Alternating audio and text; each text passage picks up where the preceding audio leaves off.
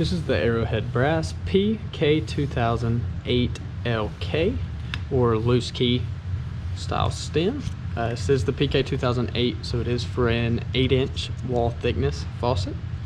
Now if we can get it out of the packaging here, see the package will come, of course, complete with the stem assembly, as well as a list of instructions here.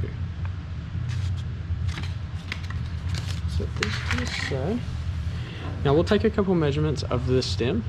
Now keep in mind, when measuring these stems, you want to make sure that this springless check assembly, or this little rubber almost funnel shaped piece on the end, is pressed all the way into like the body of the stem.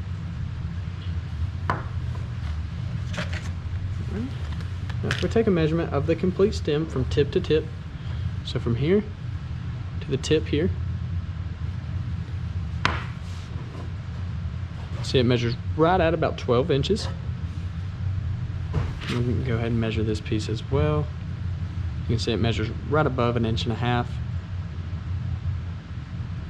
inches. So once again, this is the Arrowhead Brass PK2008LK stem kit.